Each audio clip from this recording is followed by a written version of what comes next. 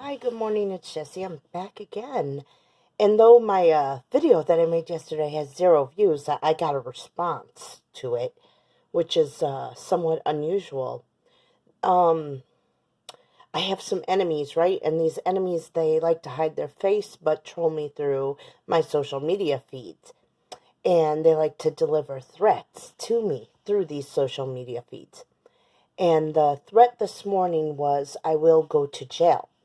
So, my response is, well, let's talk about this. Let's talk about this because these people have been trying to set me up for a crime for decades.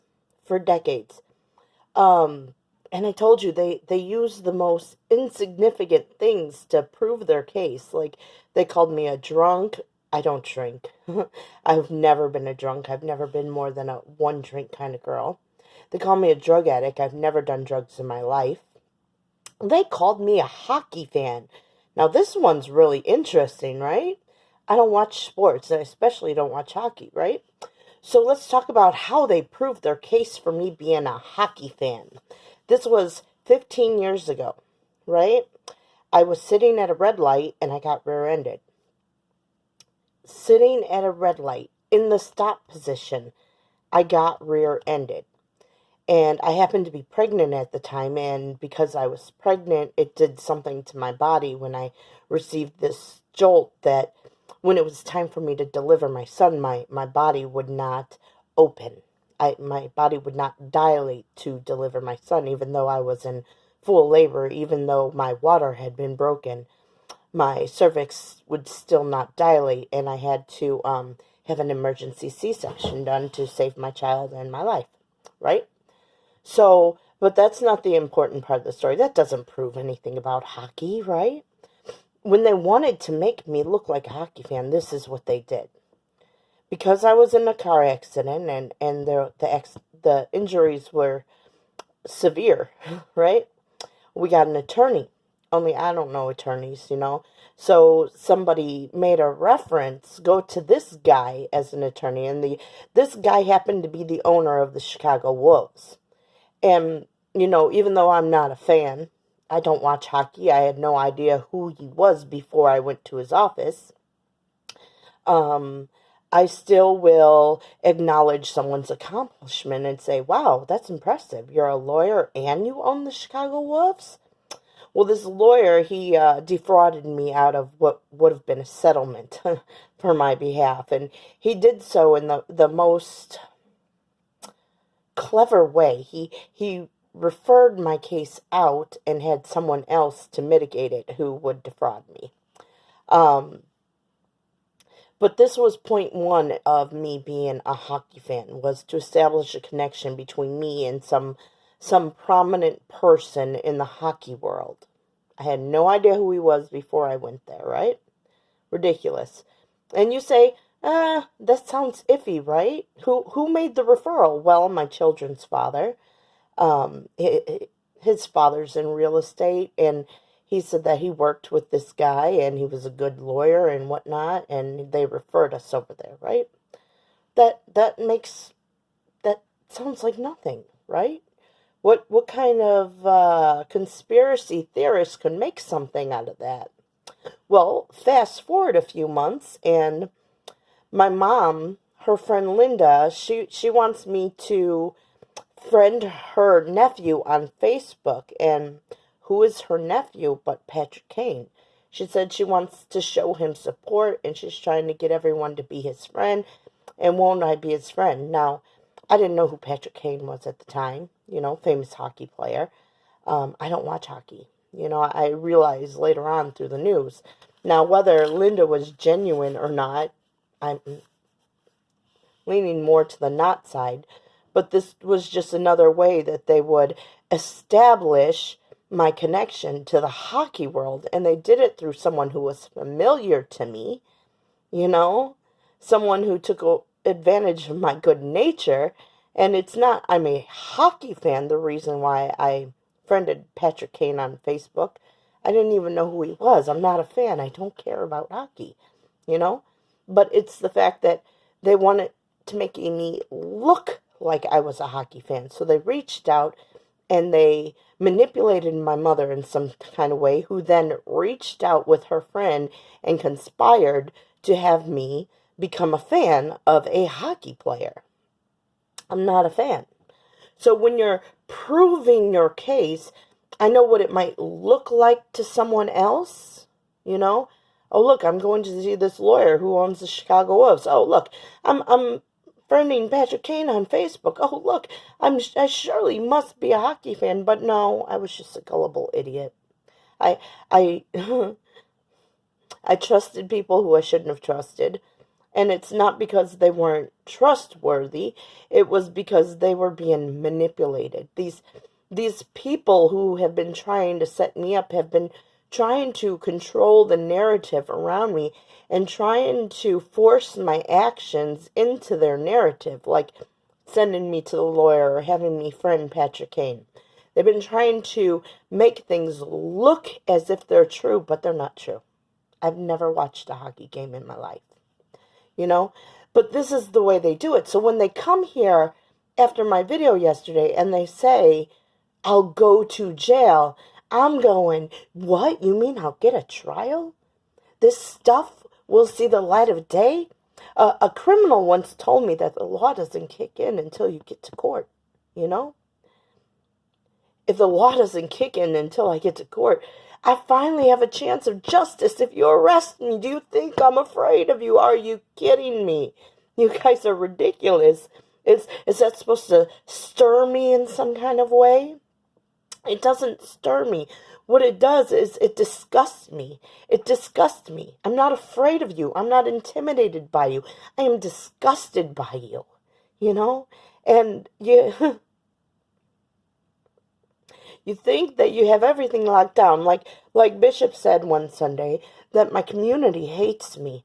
Yes, my community hates me, because as soon as I moved in here and my daughter went to school, they started targeting my daughter to get to me because they had no other access to me. So what they did was, her little friend, who shares her same birthday, they went to her mom, and they took her mom out to dinner to Chick-fil-A. Well, they ruined my reputation with her mom, telling her that I was a lesbian, telling her that I was a scammer, that I was a thief, that I was taking advantage of my children's father. This woman had no idea who I was. She had no idea that the first 7 years of my children's life, I was completely alone. You know, I was on my own. I was eating their leftovers because we didn't have enough money for food. That she has no idea what I come from. She had no idea I was a high school dropout that worked my butt off and graduated with high academic honors from South Suburban College in South Holland, and then got a scholarship to Illinois Institute of Technology, where I also graduated with high honors, made the dean's list. Then I went and I studied in 2 other universities, where I also graduated with high honors. So when you tell people that I'm this person, when you reduce me in such a way by controlling the narrative, it says nothing about me. It says everything about your hold on people, and what you're doing is actually, you're Nazis. The same way that in Germany, that the Nazis turned people against the Jews, neighbors, best friends, they turned the community against people. It's the same tactics that you used on me. And I get that you like to say Putin's a Nazi because you like to point the finger and make it look like this guy's a murderer, so he must be a Nazi. But actually, Putin says that he doesn't exploit children like this. He doesn't use trusted professionals to target people the way you do. He doesn't spy on his people the way you do, because it's wrong. Because they learned this lesson back with Stalin, you know. They learned this lesson and they didn't want to be this nation. But for some reason, America, the land of the free, home of the brave, we've decided that it's better to be Nazis and have a shadow system of justice than to have an actual justice system. And maybe it's because our judges and our lawyers are so ignorant. Yes, I will say it. Yes, I am condemning you. Yes, I am. Because let me tell you something about justice in this country. I know a man who beat a child to death, and they layered on the charges they wanted to put on him, right? And in the end, he was convicted of aggravated battery to a child and then involuntary manslaughter because the child died, right? But he didn't mean to kill the child when he was beating the child. The child just died, right? But because the two crimes have a separate mental state, one's accidental, one's intentional, they have to throw out the intentional charge. And now this man who beat a child to death now looks like it was an accident. And he serves 6 years in jail before he comes out and makes a that's a story for another day, let me tell you, because we'll get to him. But this is the justice system in America, where they don't know how to apply the laws, where they try to make things what they want to make things. They layer things on and try to see what they can get to stick because they don't understand the laws for themselves. They don't know how to apply them. They don't know how to get a conviction. They don't know how to rehabilitate people once they have a conviction. I know in like California, they have some great programs on restorative justice, right? Restorative justice is far more, it has far more successful rates of reduced recidivism rather than punitive justice. So we know these things.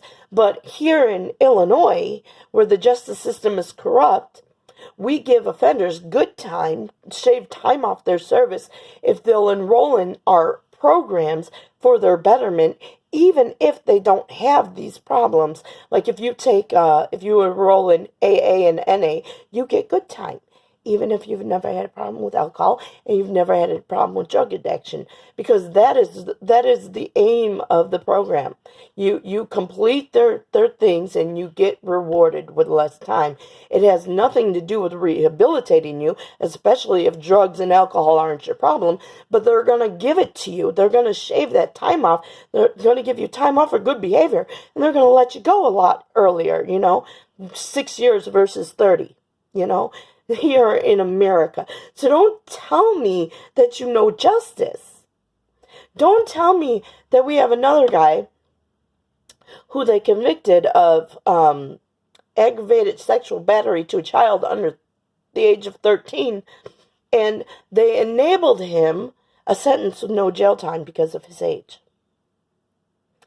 And because this guy never received any rehabilitative services, never had to face accountability, all he had to do was go in front of a judge and say, hey, I'm guilty. Yes, he confessed to his crime. When he broke free of these charges without any jail time, then he starts going to, this person ruined my life. Me. Even though this person, me, didn't ruin his life, this person reported him for beating the child because the child was covered in blood and crying, save me. But our justice system is so wonderful that it enabled him to commit this crime without any intervention for justice, without any jail time, without any rehabilitative services. Just send him back out in the world, as if he did nothing wrong, even though he confessed, so that he can say, this person ruined my life. So, come on. These are the witnesses that you have against me. These are the people that you've claimed are my victims, right? These are the people that you've claimed that I've taken advantage of, that I've ruined their life. So you want to tell me how you're going to make a case against me stick? Because you turned the community against me? Because you made my community hate me? That's how you're going to do it? That's circumstantial evidence. That doesn't fly in court. And I know they like to call me a street lawyer, right? That's their, that's how they want to slay me. They want to portray me as a street lawyer. I'm not a street lawyer. When I was at IIT, I took this course called Philosophy of Law. When I was at South Suburban, I took these courses in criminal justice. I'm not a street lawyer. I have a basic understanding of the American legal system, and I have a basic understanding of how things are supposed to go, and I've never witnessed things go the way that they're supposed to go because the people running the show don't have the skills to do it. The Bible will tell you, when the wicked rule, the judges are blind. And this is the problem. When the wicked rule. Because the wicked, they don't care about truth. They just want to see what they can pin on you. They want to see what they can get away with doing to you. You know, they don't care otherwise. And it's a sad, sad day in America. You know, it's a sad day. It's a sad generation in America when it looks like this. You know, everybody wants to get down on Donald Trump for his evasion of justice. You know, they want to punish him severely for his business dealings in New York. You know, some over a $300 million fine put on him. But if you step back and look at the case, and I'm not defending Donald Trump, you know, if you step back and look at the case, it was not something he was caught in the act of doing. It was something that they went digging for. And they were allowed to dig. They were allowed to sift through. Not when he was in office, you know, when he had to submit all these paperwork, you know. Not when he had to prove his character here. They didn't care about it here. They cared about it on the back end when they wanted to kill him and when they wanted to stop him from retaking office. And that's the kind of thing that we need to stop. That's where our lawyers and our judges need to be ashamed of themselves, because there is no justice in America. And I'm not saying Trump is innocent. I'm not saying that at all. I'm saying that what you did in the process, in your pursuit of justice, that you weren't pursuing justice, you were trying to justify murder. And there's a difference. You know? So while they say they'll put me in jail, I understand. Yeah, they can go digging. They can make something up. They got all these people around me who already hate me. You understand? They can make something up. But I also get my day in court. I get to confront my witnesses that are against me. So when Kathy takes the stand, I get to ask her about that day she had dinner at Chick-fil-A with the third grade teacher. And I get to ask her about why she hit on me the way she did when she's not a lesbian. And I get to ask her why she's ruined my reputation and my daughter's reputation, calling us thieves so that her daughter attacked my daughter in school. Why? I get to face my accuser.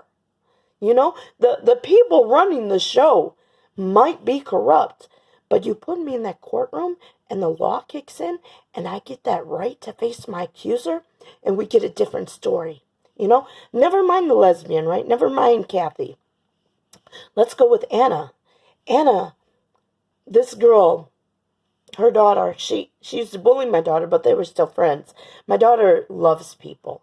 She would be friends with the biggest bully, you know, just because she believes that person needs love so that they can change. She had such a heart for people, such an adorable, loving child, right? Anna, the mommy, she used to try to tell me how if I cut up apples real small, I can feed them to my 3-year-old daughter. Now, my 3-year-old daughter had a full set of teeth and was eating apples whole at the time. No need to cut up small bits of apples, but the fact that you tell me this, it raises a question. And then when you start suggesting that I can get frozen hamburger patties and they thaw real quick on the stove and I can chop them up and I can make hamburger helper like this, it kind of says something, you know?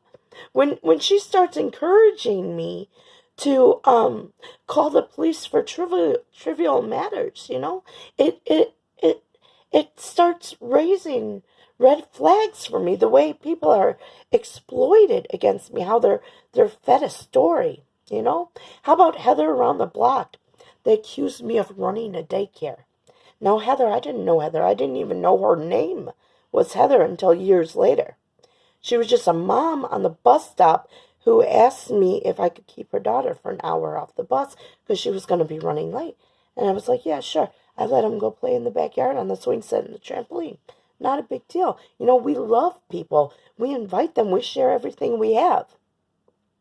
But Heather bore false witness against me and tried to make it look like I was running a home daycare when really all I was doing a favor for a mom in need. You know, my bad, you know. But this is the way that they exploit people. These people aren't just coming to me as friends, you know. They're not coming to me wanting to have a relationship with me. They're coming to me to prove a case, you know. They're coming to me to pin something on me, you know. I remember one time Heather invited me over for coffee, and I was like, I'm sorry, I don't drink coffee, you know. And plus, I don't really sit around and gossip. It's not my thing. So I tell her no. And then the next week, my daughter's got a play date with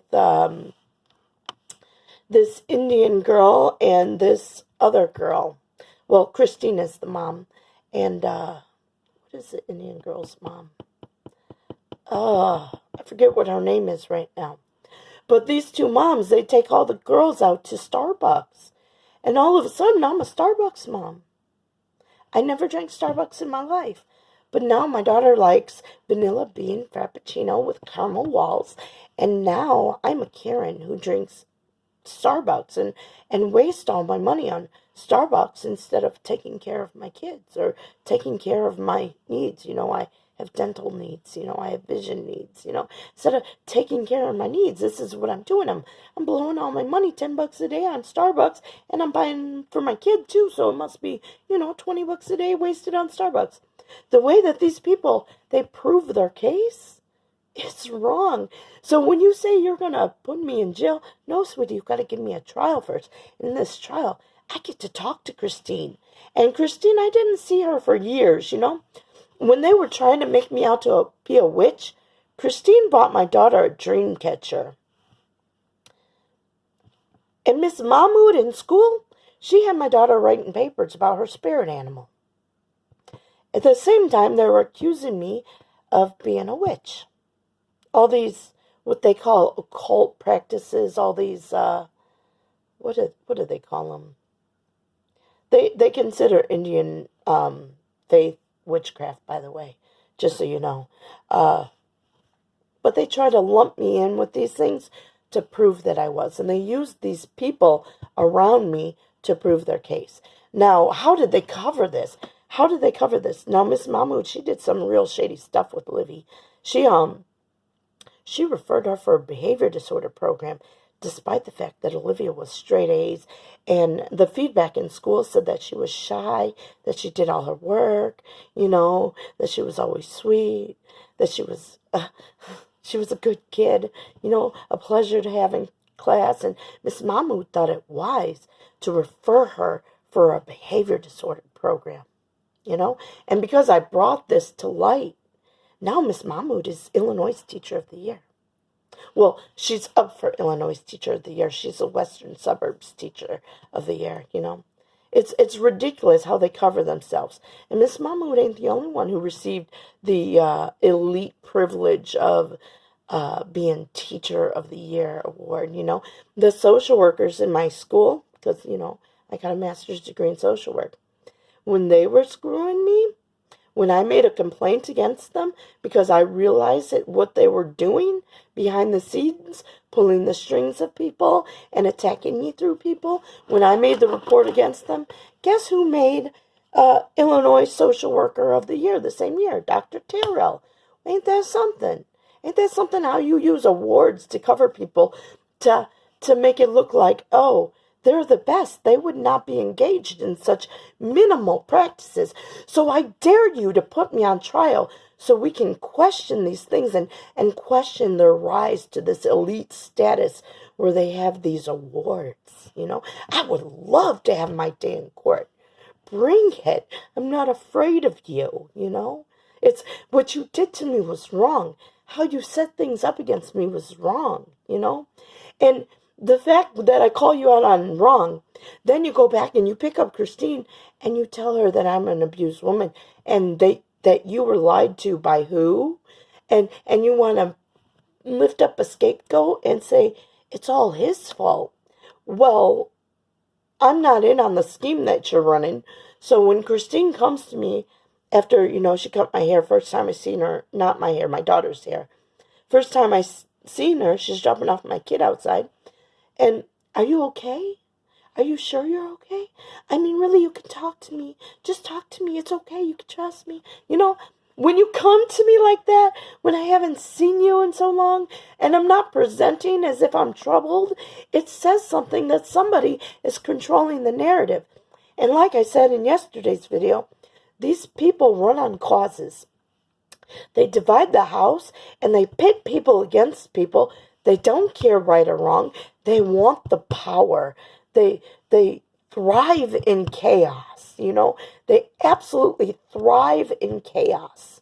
This is where they defraud you of life, and they get awarded for it, They see the reward of your suffering, and they cover themselves by saying it's somebody else's fault.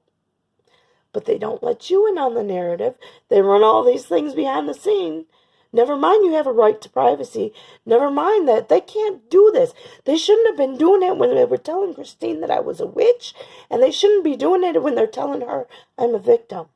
It's not okay. The way you do justice, I want no part of it. And if you try to put me in it, I'm going to expose you. You want to put me on trial? Oh, sweetie, I got so much more we can talk about. You want to talk about Aurora Police Department? I'd love to talk about the Aurora Police Department. I'd love to have them on trial. I'd love for them to take the stand. I'd love to understand their motivation for doing what they do. Who else you want to talk about? You want to talk about Bishop? I'd love to understand Bishop's motive about calling me low class. Do you know I was born in Orland Park? Now, Orland Park, Illinois is a bougie suburb. Now, I'm not much of an elitist, but we don't call people who are born in Orland Park low class, right? Not only that, I went to elite schools, IIT. We don't call people who went to elite schools low class. Not only that, I graduated with high academic honors and made the dean's list. Now, we don't call people with such stature low class. And the only reason why you're trying to call me low class is because you want to eat me. You want to devour me. And the best you can do while you stand up there in your Gucci suit, the best you can do is throw this allegation at me of being low class. Now, y'all might have whooped me. Y'all might have made me look toe up from flow up. I speak your language. I understand your low class. But in all honesty, when we come face to face and we got to hold this debate, I'll put you on your knees. I am not low class. You will not call me that. And it's not I take offense. It's I will not allow you to justify murder by calling me something that I'm not. Because it's what you're doing. You're picking fights with nonsense. It's ridiculous. And it shows that you don't belong in power. You don't belong as the bishop of a church if that's the nonsense you're going to play. Just because they gave you a national platform, they put you on the news a few times. It don't mean that it's okay to go out there and attack somebody, Just because they give you these high positions, these privileged and trusted positions, doesn't mean that you get to go out and do these kinds of things to people, attack people. This whole little shadow justice system that you guys are running is not okay.